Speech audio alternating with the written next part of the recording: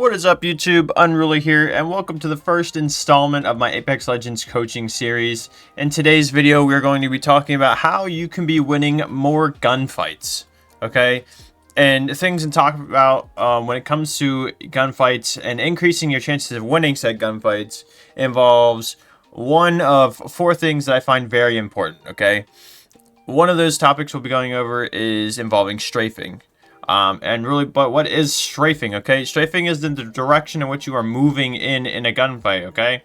So, there's many types of different strafes, so we'll be going through all of those, in the video. I'll try to leave timestamps for each and every segment, to help you guys, in case for those more experienced players to understand what strafing is, and you guys can move along to the other tips and tricks. Along with strafing, positioning is very important. So, examples of high ground, shooting down to low ground, playing in and around cover, playing in buildings and whatnot. The environment influences the fight around you, and there's no denying that. And it really is very important. Another thing to go along with that is your role and play style in which you're taking the gunfight in. Whether you're an entry fragger, you're playing a supportive role, you're playing from range, the certain characters you use, all that ties into how effectively you could take a gunfight. Some characters are more effective in gunfights over others. Okay, like for instance, like most aggressive players playing Wraith, they'll be that entry fragger role, so they're going to be the first one in, doing a lot of the damage. They're compared to a support character, say like Watson or Caustic, someone that plays a little bit more passive. Your gunfights are a little bit different in the roles in which you play in. And then along with that is movement and crouching, incorporating all that into your gunfights, okay? Not everyone is able to do crazy super glides and wall bounces and tap strafes and do all that crazy cool shit like that. But outside of that, basic movement in general, just crouching. Crouching is very important, okay? Playing in and around cover is very important. Changing your strafe up so you're not as easy as a target to hit in case you're taking duels out in the open between two players, you know? But anyway, those are the four things we're definitely going to be talking about in today's video. I really do hope you guys find this very informative. Again, I've been taking and accepting clients for private coaching. Rates do apply. In those coaching sessions, if we go by the hour, you will get your VOD review time. We'll do a firing range assessment to see how you are when it comes to, recoil control, your priority weapons. We do a little bit of 1v1ing. And then we go into live games, whether that's ranked or pubs, or currently there's an LTM out right now where it's basically like waves of zombies. So, and those are the game modes and LTMs where you can really get into gunfights and really practice and hone your skill as a player. But anyway, now let's get to the first topic of today's video, and that is strafes. Alright, so here in front of me are my firing range dummies. They're moving left to right. They have some armor on them. I think the firing range is a very good and important tool when it comes towards practicing, training, and improving as a player, okay? So in the first of many strafes, I believe we're gonna go over four of them today. There's different types of like neo strafing and all kinds of crazy other movements, but these are the four basic strafes that you should be practicing as a player or a new beginner. To make it easier for yourself and take less damage, because the less damage you take and the more damage you deal, you're going to win those fights, right? So we've already talked about going over what strafing is, Unruly. What is strafing? Well, it's the direction in which you are moving in your fights, okay? So whether that's left or right, you're doing the neo strafing and all the movement tech and using your lurches and stuff like that. Those are all different types of strafes. But the first strafe we're going to go over is called mirror strafing, okay? So what mirror strafing is where you're moving in the same direction as the target or the person you are fighting, right? And when it comes to mirror strafing, you can't miss because you're already centered onto them and you're moving in the same direction, so there's really no need to adjust your aim, right? Moving along together, you keep your crosshairs centered. You shouldn't have a problem dealing with any types of crazy movement or anything when you're moving in the same exact direction. At that point, it's just recoil control, and you should be able to handle that at this point. Or if you're a new player and you're exploring all the different recoil control, mirror strafing to where you're consistently shooting in one direction will allow you to hit the target even if you have sloppy recoil control, right? even if you don't even control the recoil at all and you're hip firing, it's a lot easier when you're moving in the same exact direction as your opponent. Now you see, if I don't control any recoil at all for my R9, you'll see I'm at least missing in all the same direction, or firing in the same direction where RNG can help you.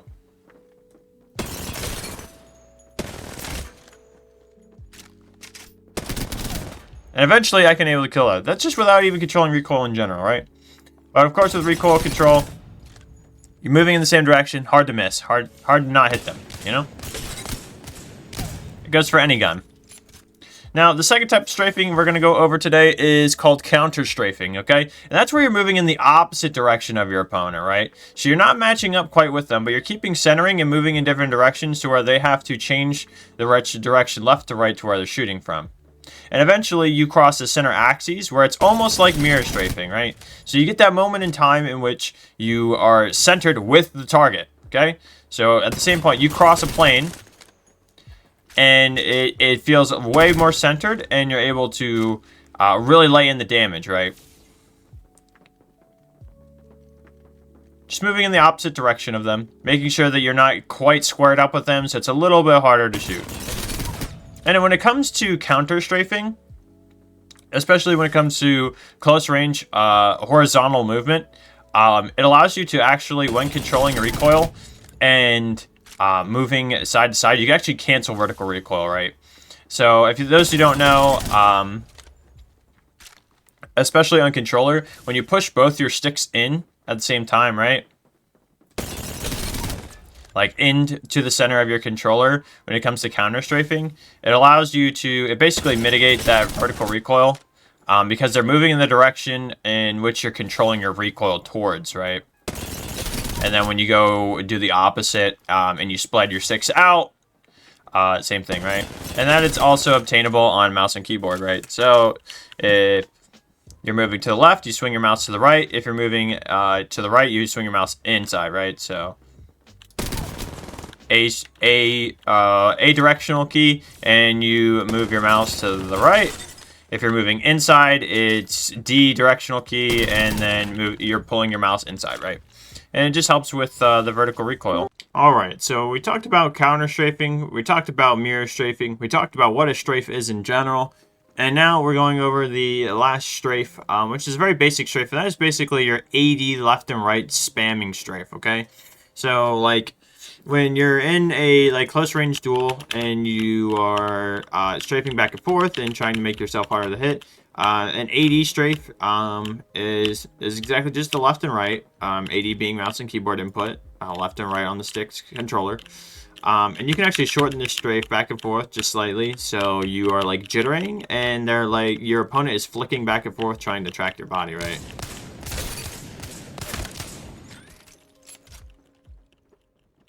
So like if I'm in a duel, right, and you see the pistol speed, the pistol ADS strafe with it, right?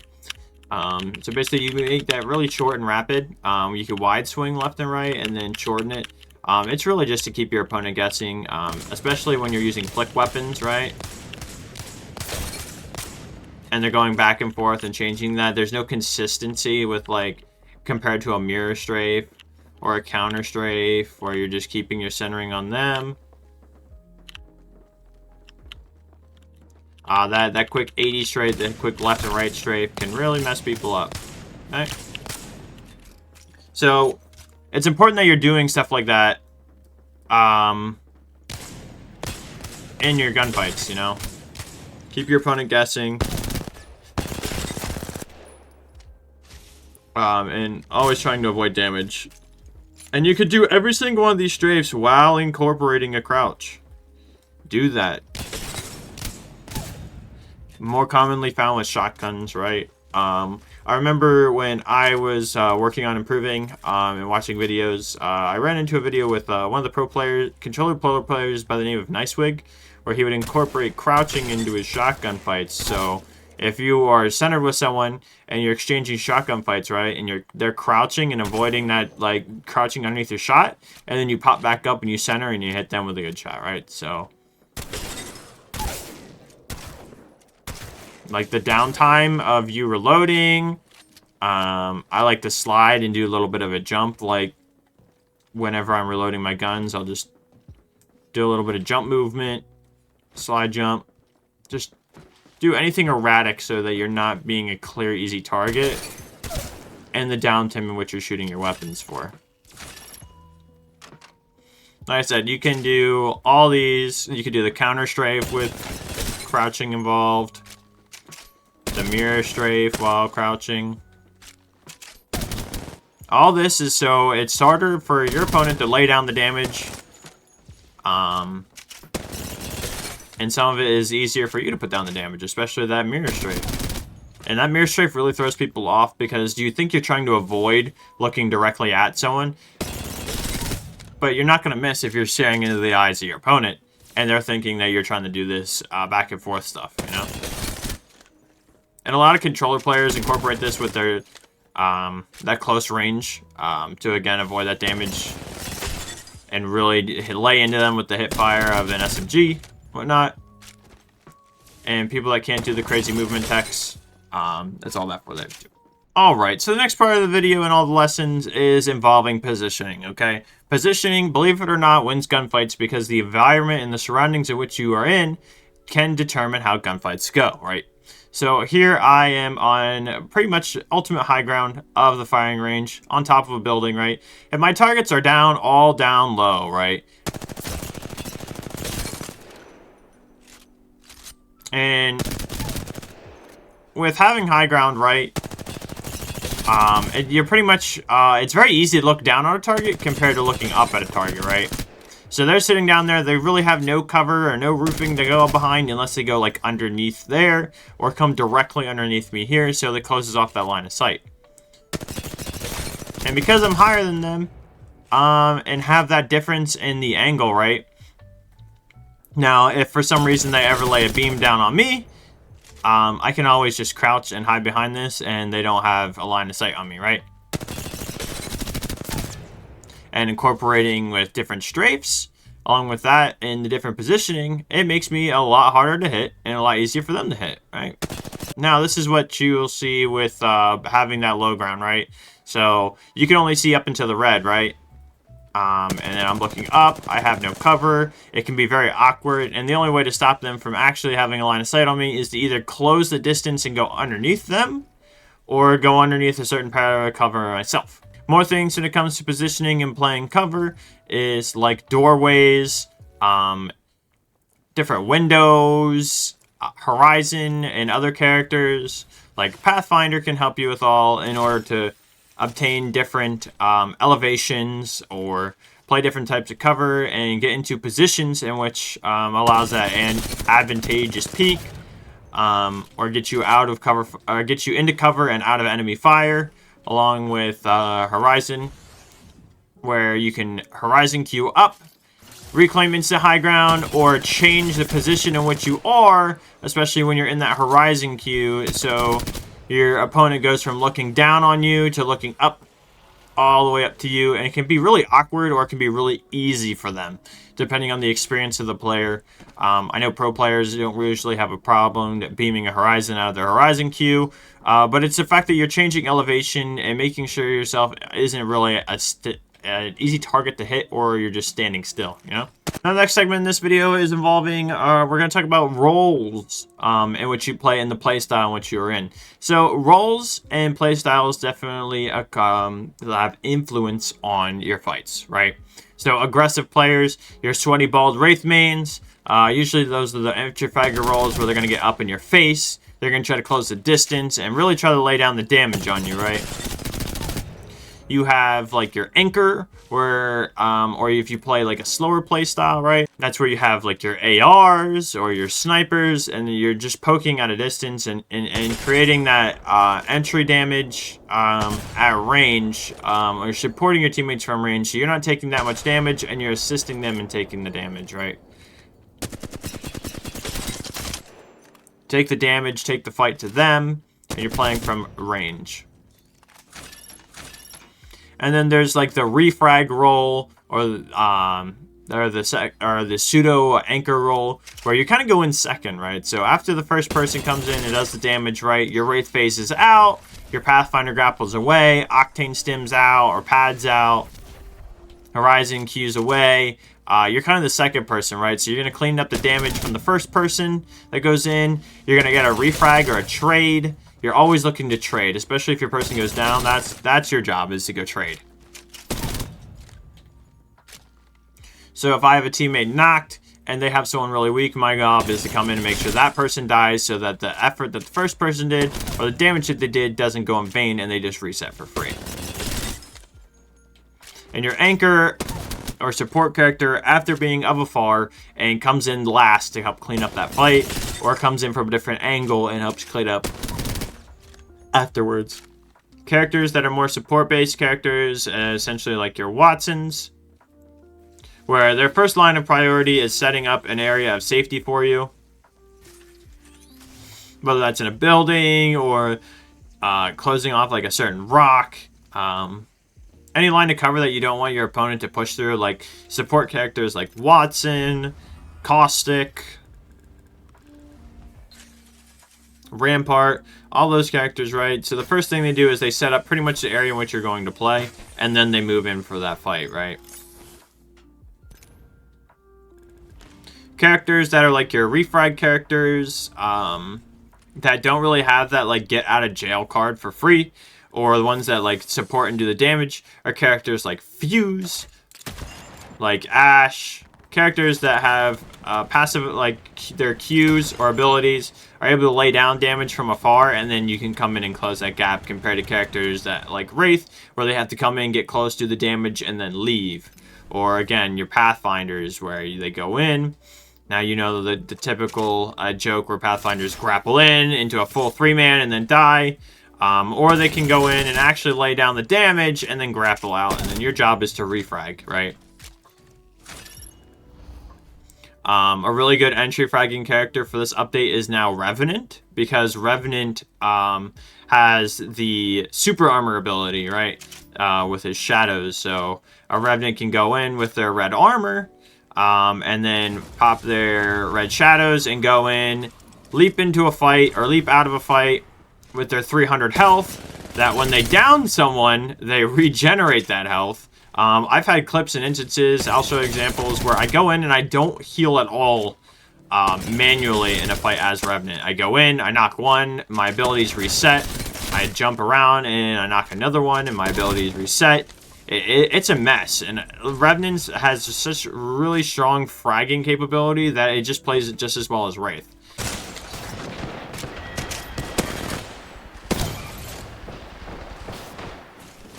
Hi, John. Oh, damn.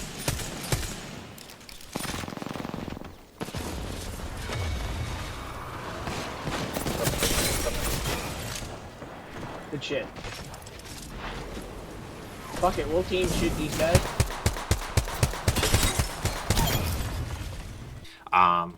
And though the leap isn't an easy invincibility, excuse me, as like going into the void, Octanes, Pathfinders, you know, they stem, they pad out, they come back, they do their thing after they heal.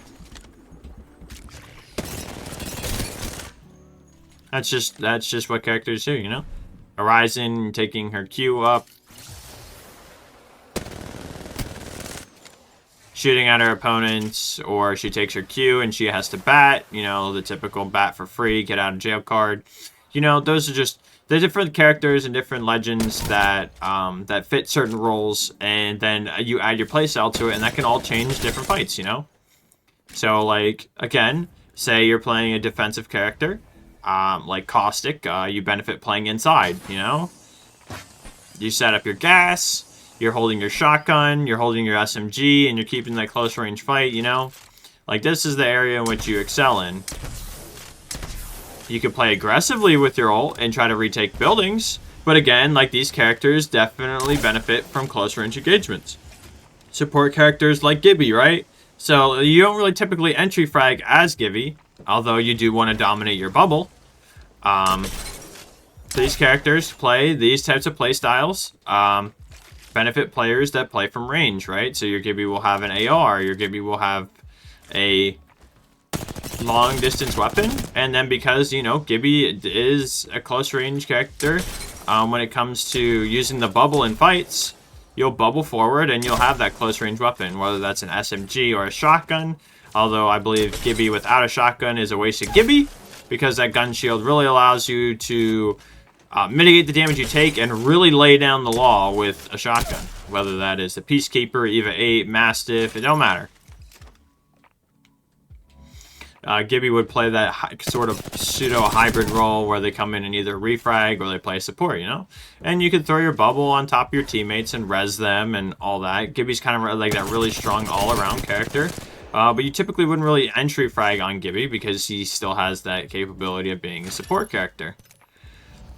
Same thing with Newcastle, right? So Newcastle could be used aggressively or passively, but because you have that really good strong reset potential with the shield, you can create cover with your wall. I have a friend who's the #3 Newcastle player in the world. And watching his videos and explaining how he goes about that fight, you can play aggressively, you can play passively, and because, again, you're a support player at heart, you can res your teammates with that knockdown shield drag. And really, again, you just play to your strengths of your playstyle and play the strengths of the characters you are accompanied, or, excuse me, accustomed to, you know? And that's really how gunfights can be, you know, you can turn them in your favor, how gunfights can be won, and you can improve on that. All those things go full circle, moving and crouching and, you know, playing behind cover, whether it's doing small peaks of damage or long peaks. Always keep your opponent guessing rather than just standing still like a bot. All that will really help. But anyways, I hope you do find this video very informative. If you have any questions, please let me know in the comments down below.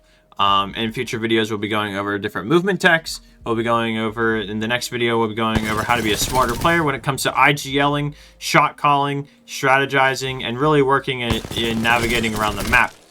You guys will be seeing that video here soon, so I will link that as well in the cards or the notes above when that video is said and done. But anyway, my name is Unruly, and I hope you guys have a good one. Pain, death, nothing phases me.